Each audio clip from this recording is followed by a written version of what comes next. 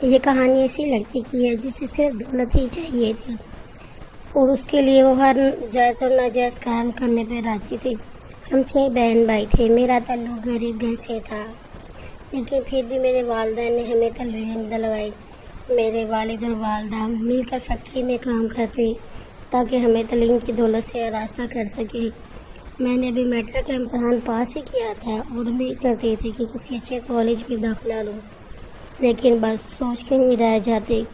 ان دنوں میری خالہ رہنے کے لیے آئی ہوئی تھی۔ ان کو دیکھ کر میں تو حیران ہی رہ گئی، کہاں اماں اور کہاں خالہ؟ حیران ہو کر پوچھتی، کیا اماں آپ کی سگی بہن ہے؟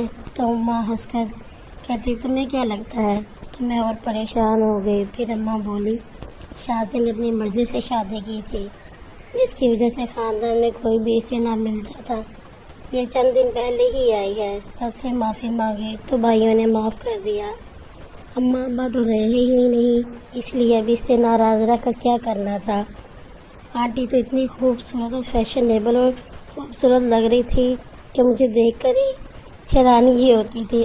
آنٹی بولی، آپا زرمین تو بڑی پیاری ہے، لیکن یہ کیا پیلی زرد مریل سی ہو رہی ہے؟ کیا آپ اسے کھانے کو کچھ نہیں دیتی؟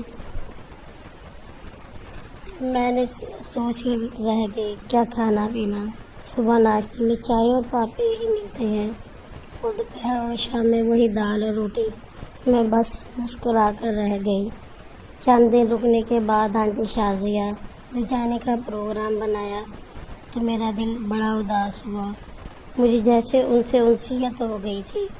آخرکار آنٹی چلی گئی۔ وہ اماں کو روز فون کرتے اور کہتے، زرمین کو میرے پاس بھیج دینا، علی تو زیادہ تر ملک سے باہر ہی ہوتے ہیں، میرے 2 چھوٹے بیٹے ہیں، مجھے بیٹے کی بڑی ضرورت ہے، آپا آپ بھیج دیں زرمین کو، میں یہاں اسے اچھے کالج میں داخل کرواؤں گی۔ پہلے تو اماں ابا نہ مان رہے تھے، لیکن آنٹی کے بار بار اصرار کرنے پر انہیں مجھے بھیجنا ہی پڑا۔ مجھے تو جیسے پر ہی لگ گئی ہوں۔ میں نے سامان کے نام پر اپنے چند گھسے پٹے جوڑے نکالے اور پیک کر لیے۔ مجھے بھیجتے ہوئے اماں ابا کا دل بڑا اداس تھا، پر میں بڑی خوش تھی۔ جب میں اسلام آباد پہنچی تو گھر دیکھ کر حیران ہی رہ گئے۔ گھر تھا یا محل؟ ہاں محل ہی تو تھا۔ میرے 2 پیارے پیارے کزن بھی تھے،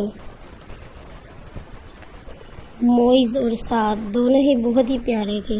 پہلے دن تو میں بہت تھکی ہوئی تھی، اس لیے آنٹی کے مخملی بستر پر خوب آرام